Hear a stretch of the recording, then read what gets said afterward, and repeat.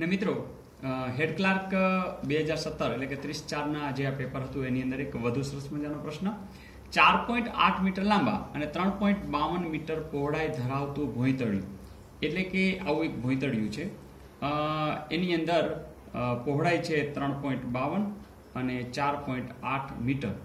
હવે આની અંદર વધુમાં વધુ ક્ષેત્રફળ ધરાવતી ચોરસ ટાઇલ્સ નાખવી છે.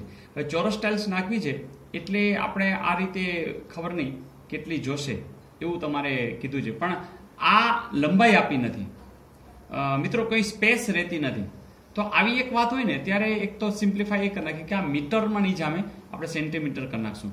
4.8 મીટર એટલે કે 480 સેમી અને 3.52 મીટર એટલે 352 સેમી.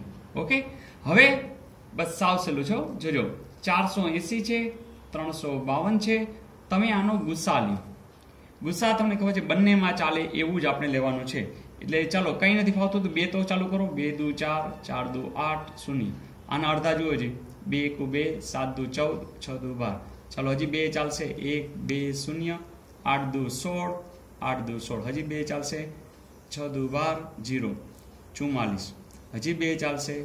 30, 22. હજી 2 ચાલશે. 15, 11.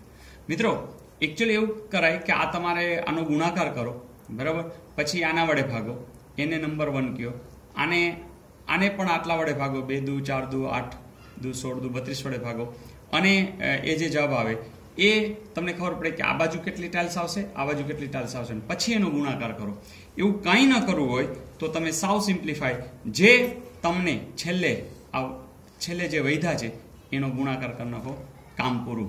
15 ગુણ્યા 11 કરશો એટલે આની મેં તમને શોર્ટકટ કીધી હતી કે આ જે છે એમને મૂકો, આ બેનો સરવાળો કરો અને આ મૂકી દો એટલે કે 165. મિત્રો 11 નું યાદ છે ને? ચાલો એક હજી આપણે કરીએ. 341 ગુણ્યા જો તમારે 11 કરવા હોય તમારે શું કરવાનું કે આ 11 છે એમ ભૂલી જાઓ, 11 વડે ગુણાકાર કરવો છે. આ એકડાને એમને મૂકો, 4 ને 1 5, 3 ને 4 7, આ તગડો એમને. ક્લિયર? તો આવું મોઢે થાય. હજી એક કરી લઈ. 1 2 5. ચાલો અને 11 વડે ગુણવા છે. શું કરશો? 5 એમને, 5 ને 2 7, 2 ને 1 3, આ એક એમને. તો આ સીધે સીધું મોઢે થઈ જશે અને આનો જવાબ આવશે 165. મજા આવી ને મિત્રો? જો PA બરાબર 0.36 હોય એટલે કે સંભાવના એ ઘટના એ બનવા માટે અને PA ડેશ ન બને તો તમે જાણો છો કે આ બંનેનો સરવાળો એટલે કે PA વત્તા PA ડેશ બરાબર હંમેશા 1.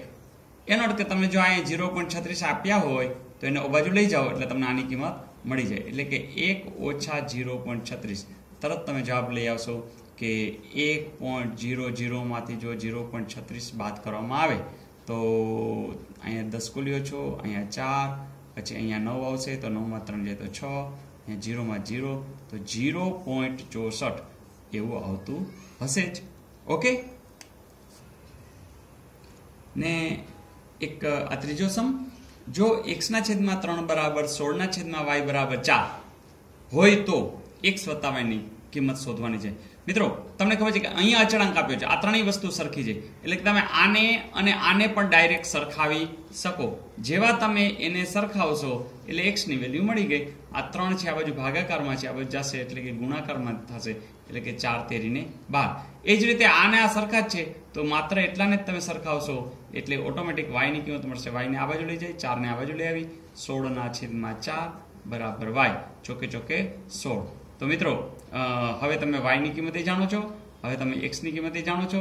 તમને પૂછ્યું છે x વત્તા y, x એટલે કે 12 અને y એટલે કે 4. 12 ને 4 16 જવાબ એને આપેલો હોવો જોઈએ. યસ, આપેલો છે તો જવાબ આવશે 16. તો મિત્રો મજા આવે છે? બસ આ રીતે સમ તમે ગણતા રહ્યો, વારંવાર જોતા રહ્યો તો મને લાગે છે કે આવી પરીક્ષા તો સાવ ઇઝી છે અને આના એક પણ માર્ક આપણે જવા દેવા નથી. Okay, all the best.